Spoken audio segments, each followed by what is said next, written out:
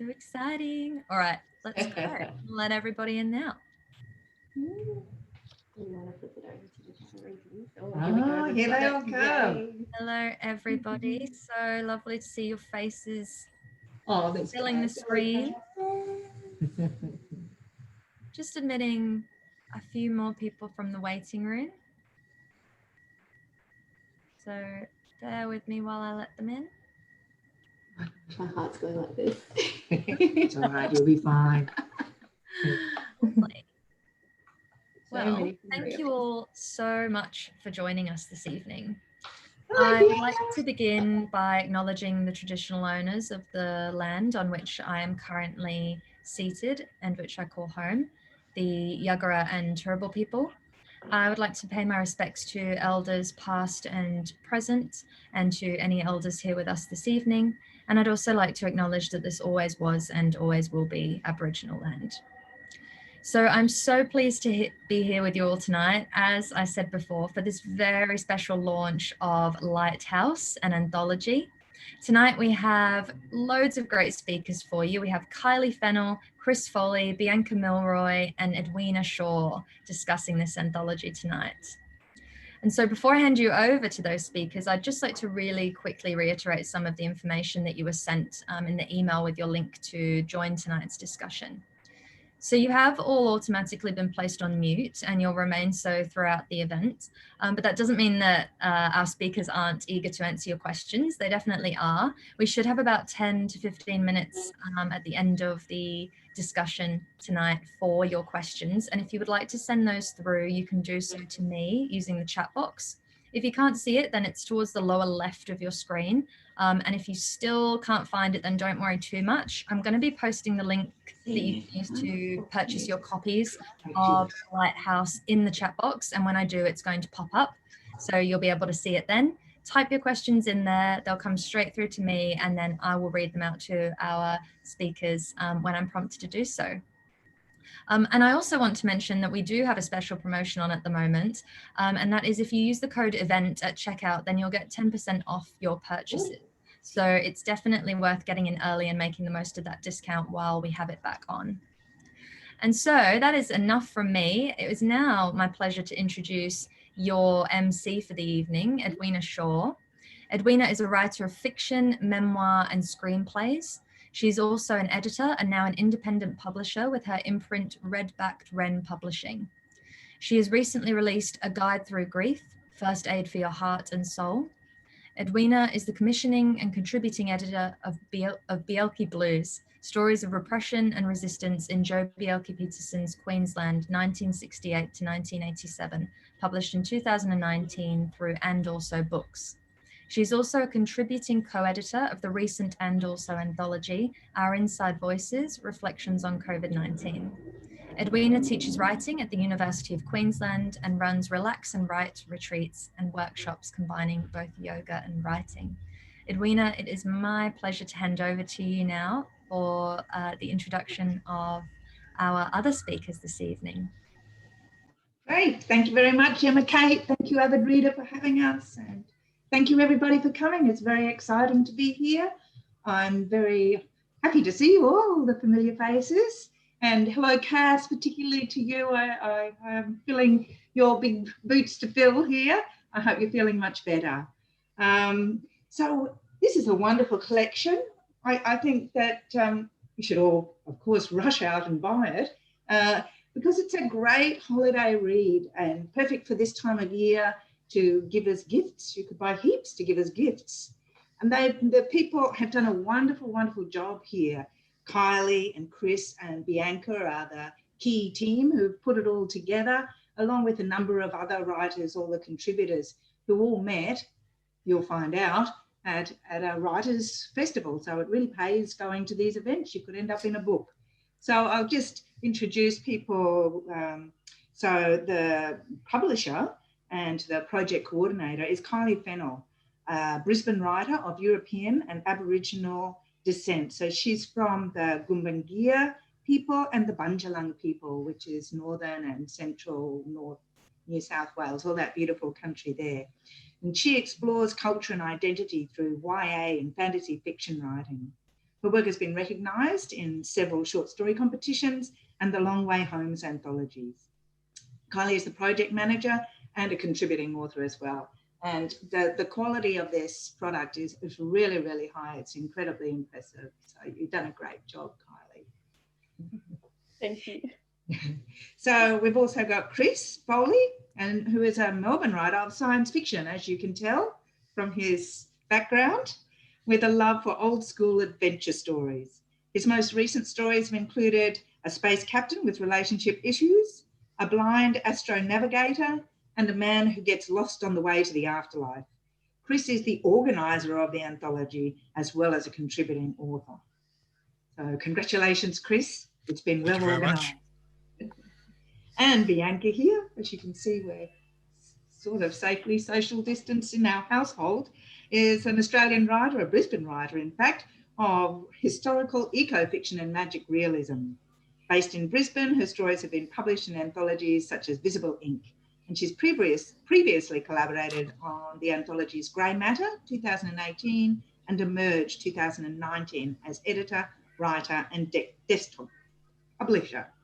In 2020, Bianca's historical fiction manuscript, The Solitary Light, was shortlisted for the Queensland Literary Awards Emerging Writer category. It was very exciting. And she was the lead editor for Lighthouse, which was a lot of work, I'm sure. So I thought we'd start by, I'll just read you because it's a wonderful collection of different genres. I mean, lighthouses seem to fascinate everybody. I don't know whether it's just writers that are particularly enamoured of lighthouses, but I don't think so. I think it's just about everybody has a bit of an obsession with them because they're mysterious, but there's something brave about them as well. So I've just picked a few little bits from different stories in the collection to show you the variety that's there. So there are some that are quite light. This one by Jezebel by Lane Thornton. It starts light, but it's not quite so light at the end. But this is sort of my idea of the lighthouse, or my dream of a lighthouse. As Sam tours the property with his wife, Naomi, it never occurs to him that the lighthouse and keeper's cottage are anything but perfect. Their long-held dream of owning a B&B in a quaint Scottish village is coming to fruition 10 years earlier than expected. Their retirement plan in action. That's my dream of a lighthouse with the quaint keeper's cottage and in Scotland. Yes. But, where's my number 2? Oh, here it is. And then there are romances as well, like this one, Light the Way Home by Sharon Swanepoel. So Kelly bent to tie up the laces of her gleaming white Asics runners. It was a good excuse to stop. Taking in a deep breath, she looked up, searching for the lighthouse in the distance. It was almost teasing her, reminding her she still had a long way to run. She took off again at a slow jog, feeling the burn all the way back up her calves, trying to remember why she was doing it and who she was doing it for. As Kelly jogged the last of the 2-kilometre track, her heart pounding, she threw her hands up in victory. She'd made it. Well, half made it. She still had to run back. Up close, the lighthouse was even taller than she expected. Looking out over the ocean, she wondered how many times this lighthouse had saved lives without anyone even knowing. She, for one, could use a beacon to guide her in the right direction, to help her make the right decisions. Her life was basically a shipwreck. So all these different ways of looking at lighthouses. And there is sci-fi as well. Besides Chris, there's this one from Brooke Maggs, Bereft of Mourner. The lighthouse is spiked with transmission aerials. This one is in outer space. Its light is a dull halo at the top that emanates from behind what Lucy guesses is a transparent plastic substance. Its door is solid metal. There is a digital clock set into the wall beside it. The door folds inward and Ronaldo takes Lucy inside. And there are monster ones. Everyone knows monsters come out at night. Few humans can see these monsters. Those who can work in lighthouses along the shores of monster hotspots. A lighthouse keeper's job is to defend against the creatures of the sea. keep the land safe from invasion, protect the light, keep strong. That's quite a scary story, that one. And then at the end of Kelly Lyons, this one. Lighthouses are hopeful creations, stone upon stone, their hearts beat in strength and courage, to endure the claws of a ridge-backed sea, to stand sentinel on a lonely dawn horizon, to be the hope in the hours of midnight. Those who serve its light must share its heart. But that's just giving you a taste of all of the different stories there. And that's why it's a really good holiday read, because you can enter all of these different worlds.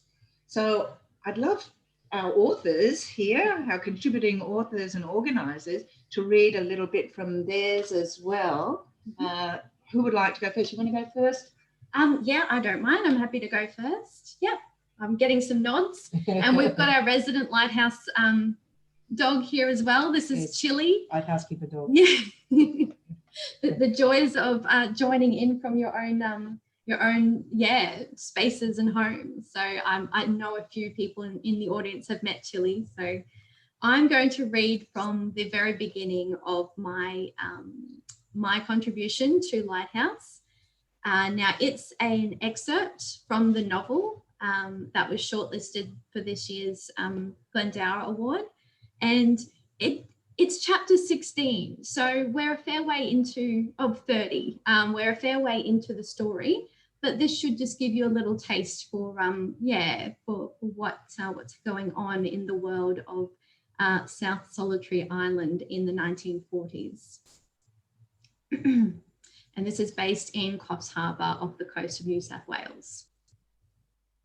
Urchin undid the buckles on her clogs and pulled them off, pinched toes soothed as they dipped into the cool water.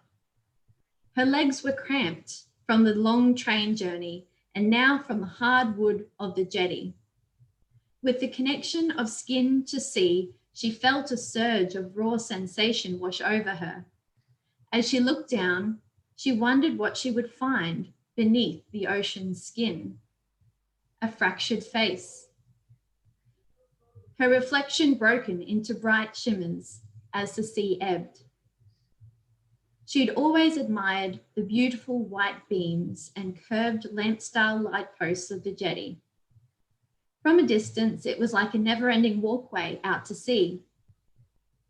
With a swish of her skirt and turn of her clog heel, she could be transported to an indigo-lit stage in the clouds. She stirred her right foot, looping in figure eights, left foot following lazily behind. The water around her foot churned. The flood of emotion was replaced with an even stronger sensation, a physical one.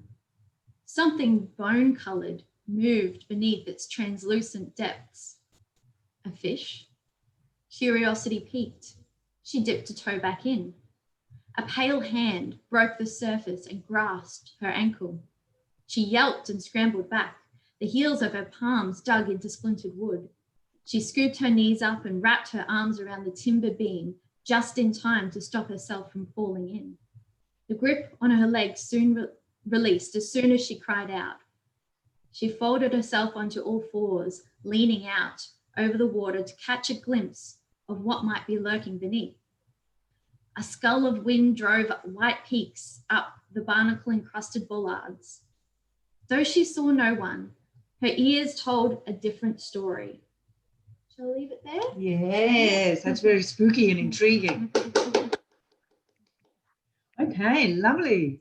So Bianca was the editor of the whole collection, and now we'll do ladies first, I think. Kylie, would you like to read a little bit from yours? Sure. Hard to follow up that though. Oh, you can do it. My story is probably the complete opposite maybe of Bianca's. It's a fantasy story, and it's called Broken Things, and it's about a young woman who's on a trip of a lifetime into the remote area of the Arctic, and then she's drawn into a dramatic showdown with a shapeshifter. Hope I haven't lost you there. A shapeshifter at a lighthouse on an island. Within the story, there's also a fable that's connected to the whole story. So the part that I'm going to share with you is the opening line of the story, opening lines, plus then the part of that fable. So I'll just read the beginning here of Broken Things. Things break, glass, hearts, bones. Some things break beyond repair, and some things are beyond repair from the moment they enter this world. She lies bloodied and broken on the icy ground. The shapeshifter's booming roar as she plummeted from the top of the lighthouse still echoes in her mind. She is beyond saving, yet she clings to the hope that this isn't how the story ends. So the next part I'm going to read you is a scene where the main characters who are on this tour, there's Kat, her boyfriend Teddy, a married couple, Barbara and Frank from South Carolina, and I'm not going to burden you with a bad accent because I can't do it, and their tour guide, Astrid. And they're approaching the island and the lighthouse in a small boat when she starts telling them the a fable. And the lighthouse, she's describing the lighthouse, which is described as a crumbling palace with a lighthouse attached to one end, an impressive structure. But what makes it so striking is that everything is covered in ice. From afar, the icicle clusters look like glittering tassels wrapped around a snow-covered Christmas tree. So at that point, she starts telling them the fable. And so I'm just going to share with you the end part of that fable.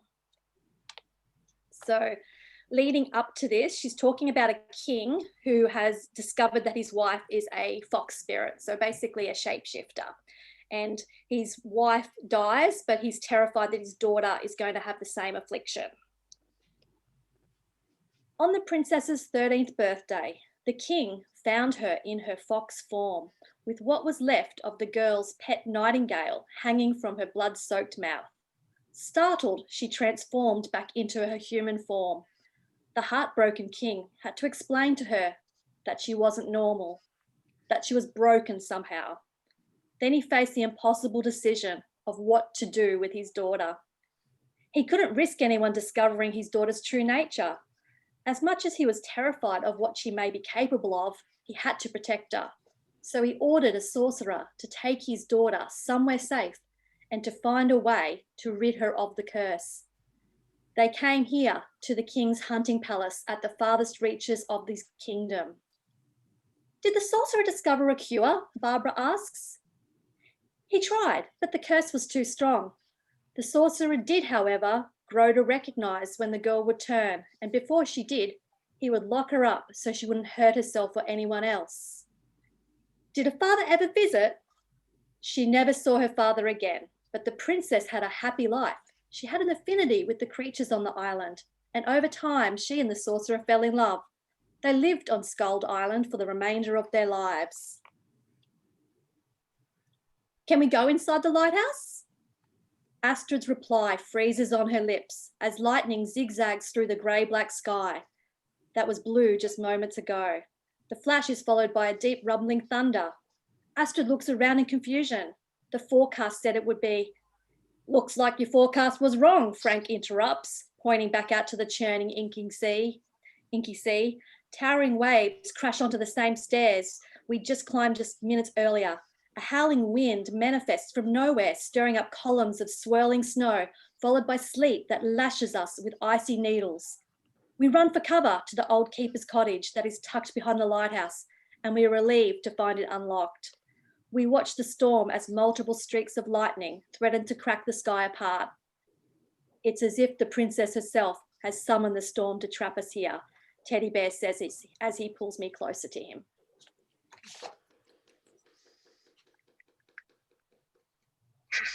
Yay, thank you, Kylie. So you can see all the different styles and stories that lighthouses bring into people's minds. And Chris is going to share his sci-fi one with us now. You ready, Chris? I'm ready. So yes, mine's a sci-fi story. I've taken the notion of a lighthouse and moved it into space. And I have two characters, Milo and Freya. And they are reoccurring actually across my body of work, including this particular story called Us. Milo is a space captain with a history of trauma and relationship issues. And his partner, Freya, is his pilot, and she's blind.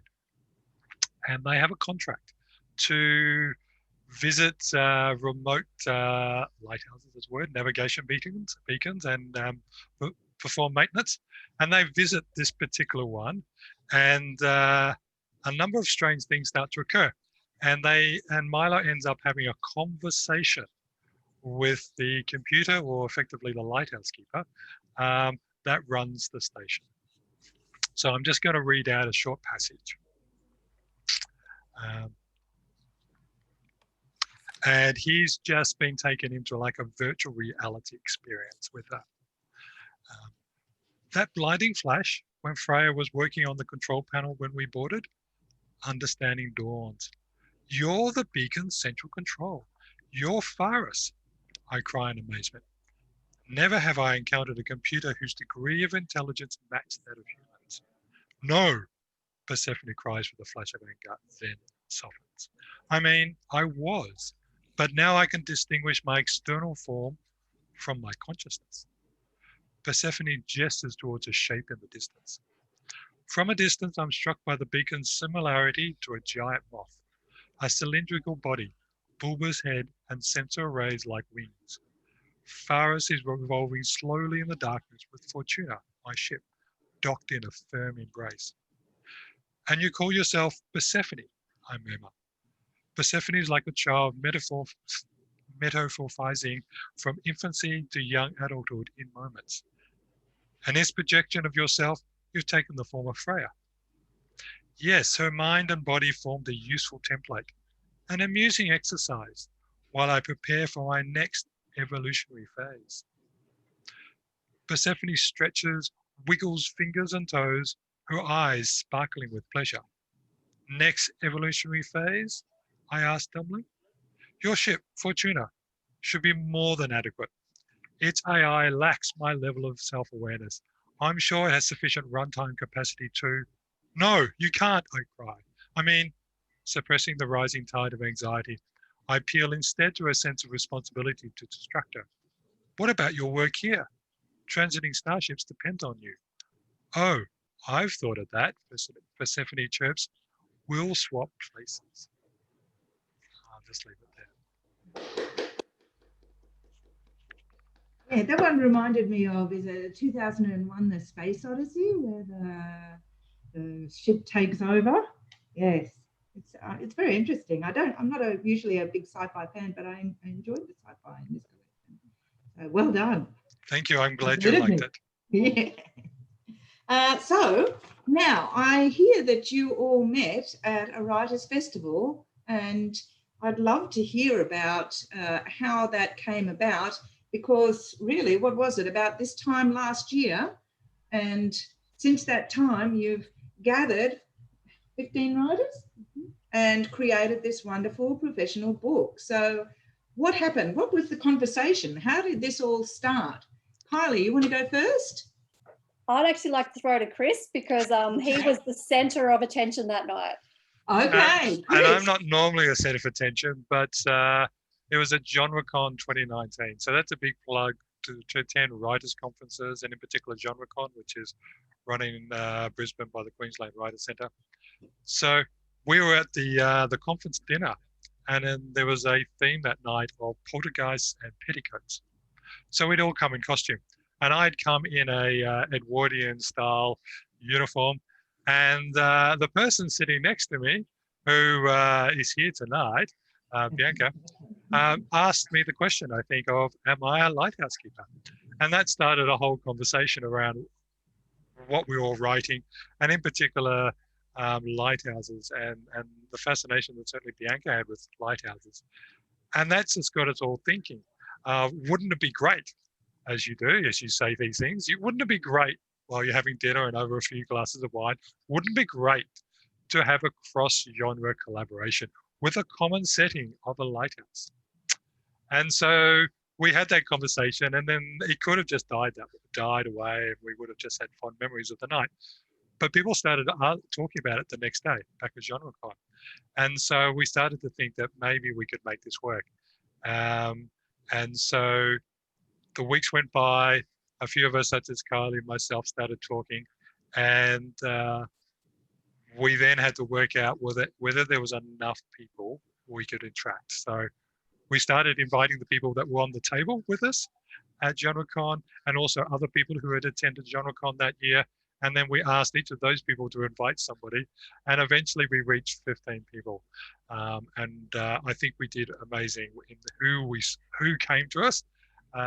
We were united by the fact that we all went to the same conference, and that we all had a love of our writing, but we all had different writing styles and different genres. But we then had to make a project. And, that's an interesting journey in itself. Yes. So how many people were sitting at the table? How many did you start off with originally? I think it was around 6 to 8 people, probably around 6 people on the table. The original group, yeah. And there was did probably they 25. all end up in the book? I think so, most of them. Well, certainly we spoke to all of them. I think the unique thing is that everyone we asked, pretty much everyone said yes. And if they said yes, they were in. Like, it was a fully collaborative project. There was no, you have to submit your story and then we decide if you get to go in the project. It was, if you're committing to this project and we all have the same goals, let's do it. Yeah, great. That's nice, isn't it? Yeah. And so, Kylie, were you fascinated by lighthouses as well before this collection, or did you? If I said I was fascinated, I think that'd be, when I compare it to Bianca's fascination, I would say no. I have a passing interest in them. I think they were the perfect setting we discovered by accident for all different types of stories and genres. So no, I don't have a specific fascination with them. Okay. Yes, Bianca, do you want to show off your fascination with This is just a small collection of some of the Lighthouse books I have just in a stack there. I do tend to collect only the best. Skylarking by Kate Milton Hall, Judgment Rock by Joanna Murray Smith. They're among my favourites. And of course, there's ones that, might involve not directly a lighthouse setting, but somehow have a maritime theme or some sort of just that idea that something so beautiful can also be so dangerous. And I think that's what first entranced me into being a bit of a lighthouse enthusiast, as well as being a tour guide for the Caloundra lighthouses when I lived on the Sunshine Coast. That well and truly cemented my love of lighthouses and preserving their history. Their importance to me just goes beyond, their function, and there's so much history, and they're a vault of infinite storytelling. Yes, it really has worked across every genre. I mean, I love the idea of the outer space ones. That really worked. So you've done all of this in less than 12 months. I mean, I know how hard that is to do, because I did it with Bjorky Blues and our Inside Voices we did in about 6 months. So it's a big job. So how did you organise it? What was that process? What sort of strategies did it involve, Kylie? I think the key thing is I'm a mad organiser. I love organising things, but the main strategies we had was, for me, it was really important that we agreed from the outset what the scope of the project was, and that we all had the same goals. And for us, we all wanted to create a good enough book that could sit proudly on like Avid's shelves, and that it wasn't going to be just a project just to throw out there. We were taking it seriously, and we wanted high quality writing, but we also wanted to have fun doing it. So we set that scope out in writing from the outset, saying if this is what you're signing up for, this is what we're doing. Then we're putting together a project plan with milestones and deadlines, like lots of boring stuff. But quality was really important for us. We really wanted, as I said, to have a book that would proudly put in a bookshop and it not look like that looked completely professional. So to do that, we also had style guides that we put together. We put together editing process and guidelines.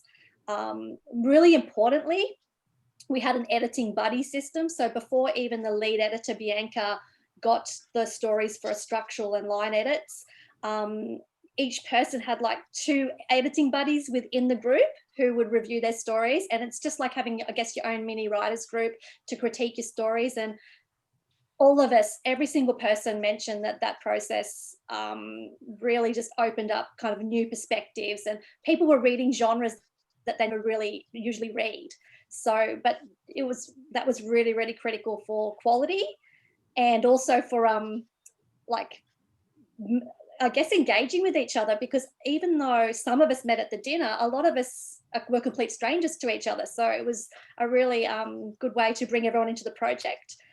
And I think the last thing we kind of all like did was like, we had a Facebook group where we did most of our communication and some regular emails. But I think, like, at the end of the day, like, the most important thing, and I just want to like shout out to all the writers, the authors that were involved, and a lot of them are here tonight. I just want to acknowledge everyone for their commitment and their hard work, but also for being like super brave, because it's hard enough putting your work out to people you know, but to the world, but putting it out to complete strangers for critique, that's a big leap of faith. And I think everyone was up for it and so committed. And I think the results speak for themselves. Just quietly, I'm a little bit biased, but I think the results do speak for themselves. Yes, and not only that, you've created then this great writers community where people now have those writing buddies. I mean, I hope that they will keep using their writing buddies and giving each other feedback. So that's really a wonderful thing. So, and all of this has happened also, certainly from March, within the pandemic and all of the restrictions that has caused. So you couldn't meet in real life. I mean, did you ever have sort of strange meetings, just you three, where you stood 1.5 metres apart somewhere in a park? Or Chris, how did that all work? Well, we're not co-located. So I'm in Melbourne. Kylie, you're in Brisbane. Bianca, you're in Brisbane as well? Yeah, you're in Brisbane. So we haven't met since we met together at the GenreCon. And in one sense, because GenreCon brought together people from different places, and we had writing networks that had people in different places, such as one of our number is not currently residing in Australia, but she was an active member alongside everybody else. So shout out to Brooke. Thank you for responding when I asked, would you like to join this anthology? So in many ways, from a communications point of view, we were actually ahead of the game when it came to the pandemic, because we already knew from the very beginning we had to communicate electronically. Our initial conversations were by email. I use email a lot in my work, but it's not a great tool for what we try to do, which is a collaborative project. So one of the first things I did as we started to form the group, was to set up a private page on Facebook. So that would provide a forum for people to ask questions. It was a forum in the early days for Kylie and myself to lay out the scope and lay out the project plan and lay out a lot of the questions that we needed people to all to think about and sign up to. And it meant that if anybody joined us, as those people joined us, they could go back and read the history. And therefore they could feel they were brought up to speed. So when the pandemic hit, from a communications perspective, we were already well and truly there.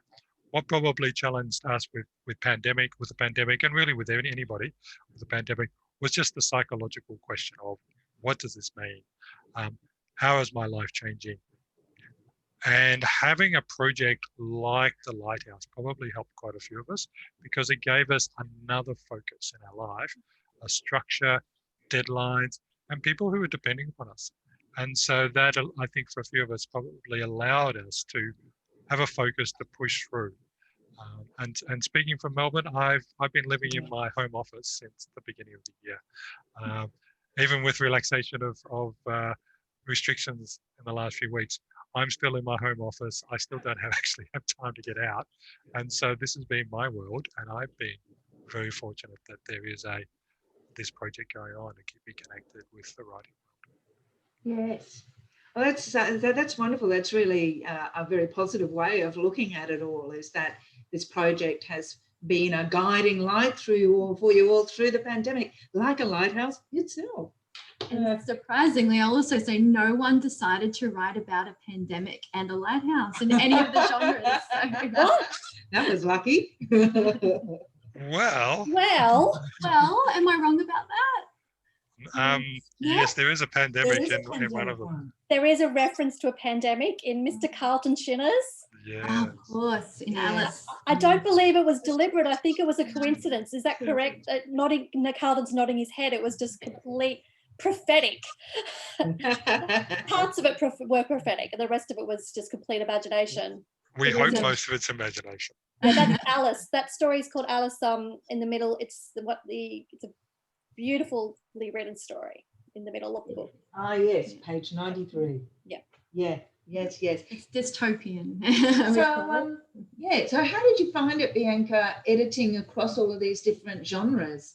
So, I mean, definitely it was absolutely a challenge, but it was something that I was very keen to take on when Kylie and Chris reached out to me very early on in the year and asked if I would, still be interested after we had that initial conversation, knowing that I was very enthusiastic about being involved with the project as a contributor and as a writer.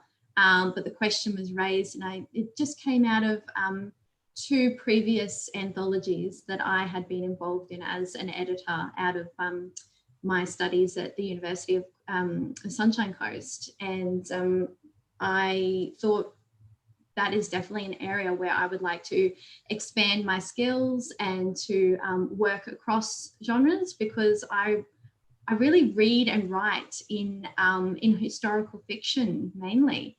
And so I thought, what a great way to broaden my reading horizon and to invite all of these different, themes and characters and interpretations of how far you can take the theme of a lighthouse. Yeah. And it was delightful. It was surprising. Yeah, it was very challenging. But at the same time, it was something, as Chris points out, that I could put my focus into, and all that, nervous, uncertain energy around March and April, where we were just really, thrust into this unknown.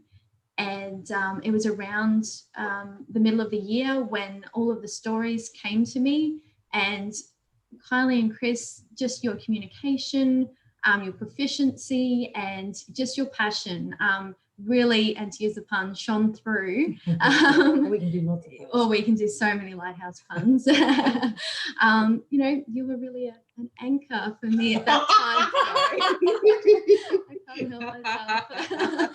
and a compass for my direction through. So I'll stop now. 3 in a row. You can't do more than that. It's a rule of 3. But yeah, you really did help me a lot in terms of I'm really struggling. I'm navigating. Oh gosh, sorry. Of just helping me find Brooke's cracking. It's great seeing everyone on screen. And just having that process there. We are now absolutely across Google Docs. So I have to say, it was just managing a lot of different competing timelines, and at the end of the day, there wasn't a lot of time left for writing for myself. So that was part of the reason why I was very pleased when everyone, the team agreed that I'd be able to be a little bit of an outlier in the anthology and have an excerpt that, I think works on its own as a short story in itself. But I just want to thank each and every author who contributed. You've inspired me. You've absolutely opened my mind up to interpreting this theme, and I'm now both reading and writing in genres that I hadn't before. Oh, there you go. My manuscript I've just started on next is very much in the crime genre. So there you go. There you go. Yeah, I think that there's something to be said for these cross-genre anthologies. They really are a great way to get that exposure to different genres that we don't usually read. It was an eye-opener for me too. Yeah, so and I just have one question. I think it was you, Kylie, who decided the order, because having had to do this a couple of times myself, that I found very tricky. What did you, have you got any hints and tips for other people out there who may be making anthologies? Well, it was really hard because like I wanted to make it clear that the order wasn't an indication of quality, but as far as I was concerned, everyone's book stories were amazing. But I did have criteria, and it came down to like genre, we wanted to mix them up, pacing, I needed to mix the pace up, and just general kind of mood. So some of the stories were hopeful and uplifting, and some of them were darker. So I wanted the reader to not be bogged down with a whole bunch of dark stories in a row. And our opening story, Anna McAvoy's Last Light, that was a really important story for us, being the opening story. And what I wanted to do was have a few different genres kind of represented. So it's a paranormal story, but it's also got some other kind of fantasy elements to it. And it was a good representation of all of the other stories. And it also, even though it had some dark themes to it, it ended with some hope and some light. So, and then bookending it was Bianca's excerpt, which works perfectly as a bookend. And I think the final thing is, like I was talking about Carlin's story earlier, and it's quite a brief story compared to the others. Like it's amazing to just squash it all into so little words. He did such a great job.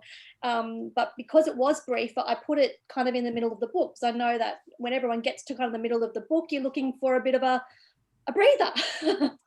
And yeah, I think everything kind of worked in the end, but a lot of thought went into it. Yes, yeah. Yes, I use index cards. Lots of index.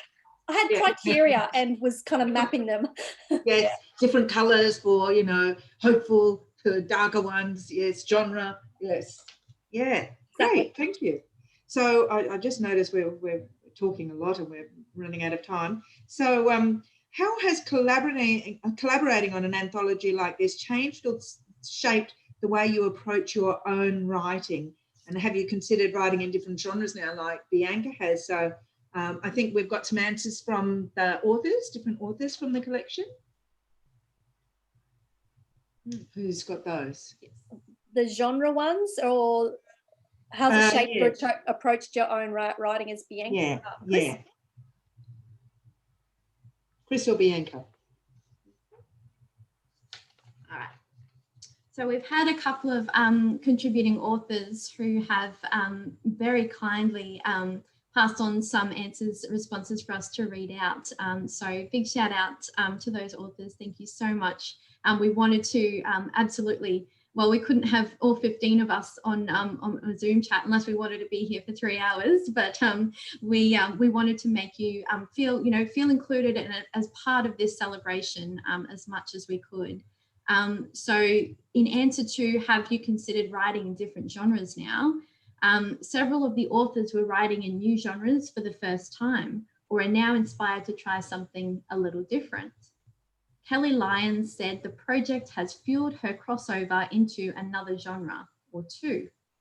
Lee Scott, and I think Lee, you definitely inspired my new venture into crime with your story in the anthology.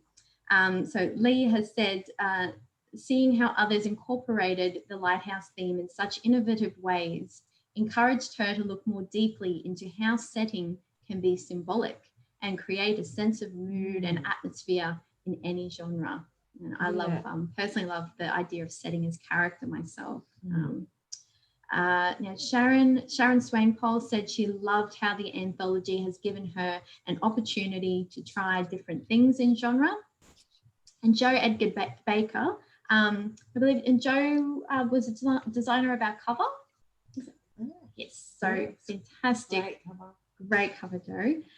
Said the Lighthouse anthology inspired her to dive in and share something written in her favourite genre for the first time. branching out from romance into historical fiction. And as you'll read, very exciting to be showcasing this multi-genre collaboration. So we have another question. Yeah, so how has collaborating on an anthology like this changed or shaped the way you approach your own writing? I think Chris has got those ones. Yes, so building on the challenges that have already been mentioned, several authors mentioned how the editing and feedback process helped the writers push themselves. Carlton credits the process with lifting his game and choosing exactly the right words for every sentence. Alyssa said Lighthouse cemented her view on the importance of feedback.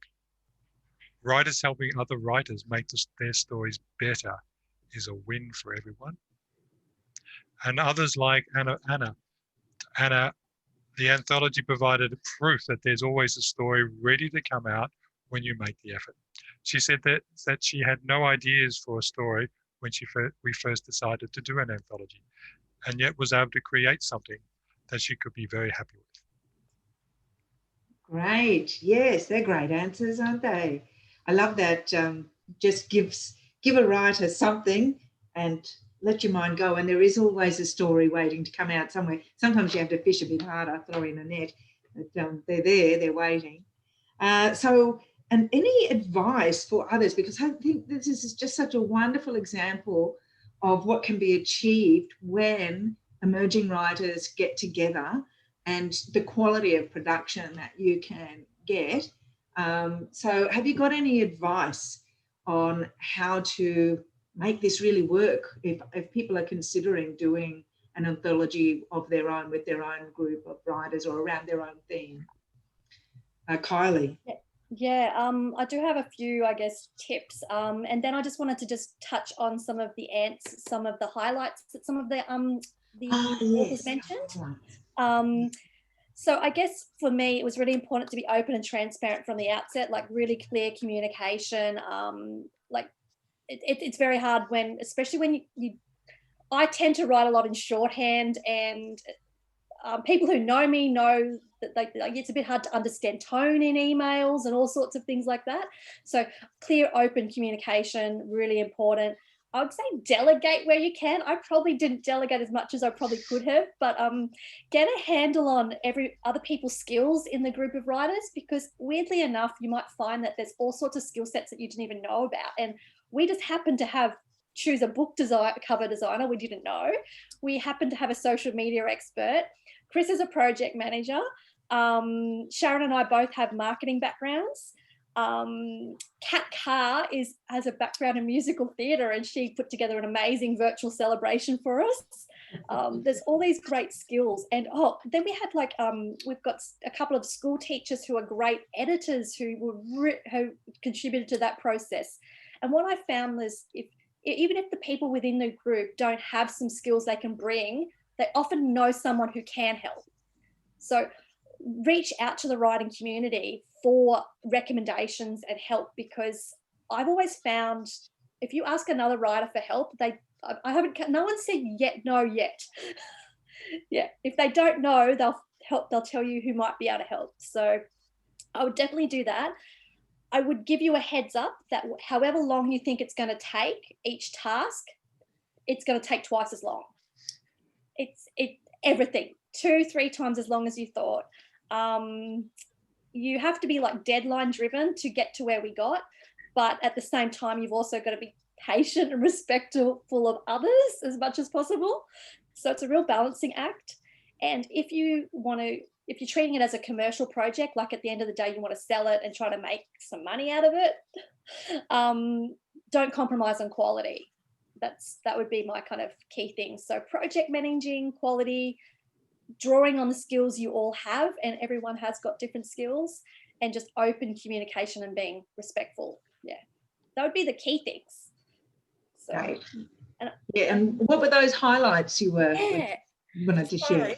I have got some highlights and challenges that when I asked the group what their highlights and challenges were, I think they were pretty consistent across all of us, including myself.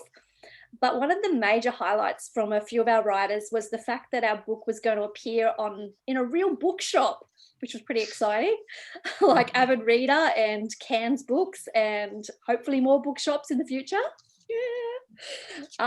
Sophia Evans, Jodie Woodward and Lane Thornton all mentioned how great it was to see their words in print and hold the book in their hands. I share that feeling. I know Lane and some others of us have been into Avid to see our book in the wild. And yes, I was in there today taking selfies myself. Other highlights was expanding our writing networks and making new friends. And Kat Carr, for instance, she's based in Cairns. So while many of us are in Southeast Queensland, she just loved the opportunity to expand her network and meet other writers outside of her own, I guess, region.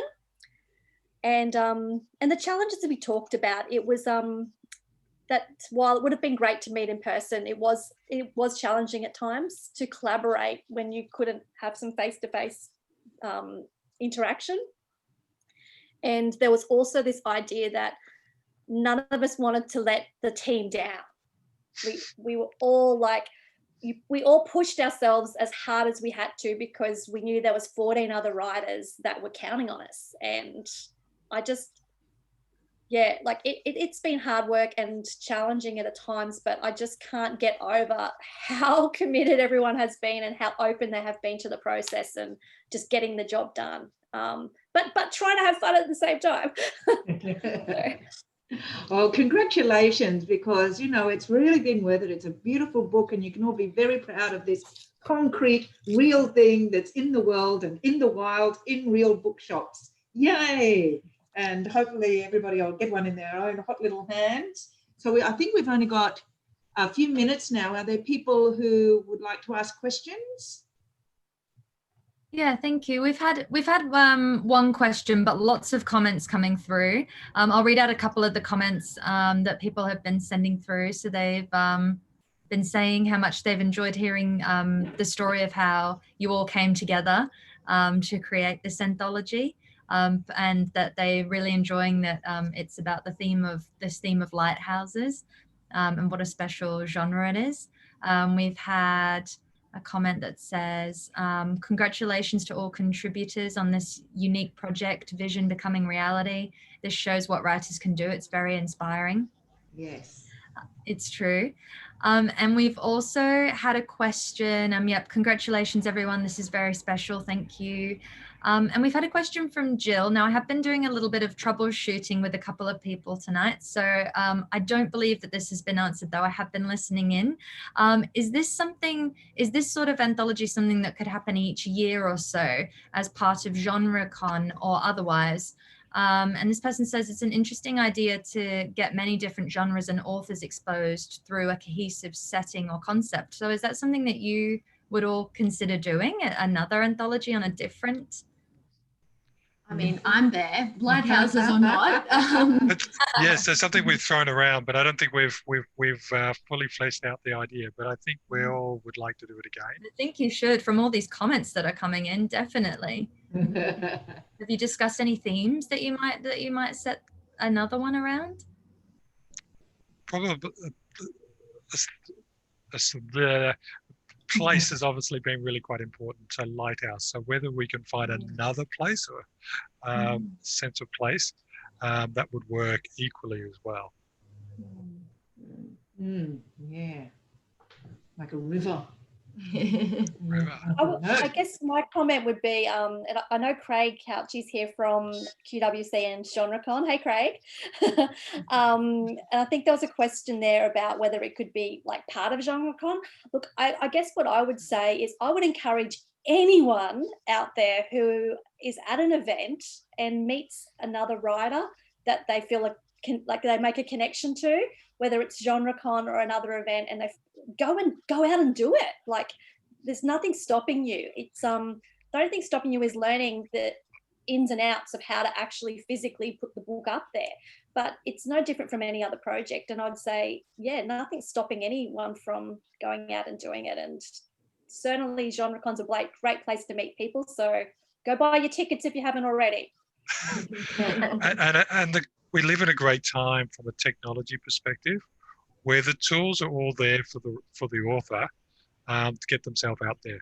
Whereas in an early generation, there's this sense of you had to go to somebody else. And whereas we're now in a situation where there are many ways to get many pathways to publication, one of which is what we've done. Authors just band together, shared our skills and our drive, and we made something work. And Lorikeet Inc. is also a result of this this endeavour as well, with Kylie setting up a publishing imprint out of this. So definitely, yeah, the wonderful, wonderful newsletters coming through from Lorikeet. I really admire your work, Kylie. And what are your plans for Lorikeet Inc. now, Kylie? What are you going to do? Lorikeet Inc. is having a little holiday. But look, there'll definitely be future projects, and I'm just going to take a little bit of a break to work on some of my own writing, and whether Lorikeet Inc. is part of that or not, I mean, I'm still always looking at traditional publishing options. I suspect that I might end up somewhere in the hybrid range, but and that's why I set up Lorikeet Inc., because I wanted to understand the publishing process, and I wanted to have and approach it from a professional perspective. So yeah, it exists, and it's got a presence out there, and it's ready for projects when I'm ready. Lorikeet needs to fly north for summer. Lorikeet needs to stop clapping for a little while. Yeah. But, so where can people buy their copies? Well, we have copies at Avid Reader. I've been purchasing the link that they can use to pick up their copies of the anthology through us. I'll remind you all again that we have a 10% off offer at the moment if you use the code event at checkout, and I will let you know that that would apply in store as well. So if you're thinking of heading in store and you want to mention that you attended this event, then you will be able to access that offer in the shop as well. So yeah, please do head over to our shop and grab your copies from us. It makes a great gift as well coming up to Christmas time. It's a lovely, lovely collection. It's a beautiful collection. As you can see, Bianca and Edwina are holding it up now for you. Does anybody, before I invite the audience to come off mute and join me in thanking you all for this brilliant panel, does anybody have any last comments that they would like to make, or any last things to say? I'll do the raised hand in front. Oh, sorry, Kylie. No, I just wanted to thank Edwina, Emma, Kate, Bianca, Chris. Thank you so much for everything, and the whole team. Thank you for putting up with me. And I would put a big thank you out there to Kylie, because she's had the drive and the energy to make this work. I had lots of enthusiasm 12 months ago, but then my private life started to get in the way. And I was very happy to know that Kylie could step up and fill that gap that I had inadvertently created. So thank you very much, Kylie. And I definitely echo both Chris and Kylie in thanking just everyone who supported us on our journey from, you know, the first spark behind the conversation. So definitely all of the support from the Queensland Writers Centre, from Avid Reader, from all of our writing networks. And I'll just send us out with a thank you to our contributing authors again, because, you know, without you all involved, this here in our hands would not exist. And we, you know, wherever it goes, whoever it finds its way into, we're just really excited to see where Lighthouse goes. And I think it'll be a talking point for some time, and hopefully with GenreCon it'll continue its life beyond. And just finally, if I can say, if you're thinking of starting an anthology or getting a writing group together, I really emphasize that there are so many diverse skills that you'll find yourself among with different writers. And I think a few of the writers often came to me with little Lighthouse questions, and I was sort of like the resident Lighthouse guru when it came to the technical things about how the beacon works and what room do you call this. So yeah, that was pretty special. So thank you so much for allowing me to be part of it. Congratulations, everybody. It's congratulations. You should all be really, really proud of this. It's a fantastic achievement. Thank you so much, Edwina, for being our MC tonight. Thank you, Bianca, Chris, and Kylie. This has been a brilliant discussion. I'm now going to invite you all to take yourselves off mute so that you can join me in clapping for our speakers tonight. Thank you, everybody. So nice to see everyone's faces. Congratulations, everyone. Thank you. Thank you. Have a lovely evening, everyone. Good night, everybody. Thank you very Thanks much. so much. Great. Bye.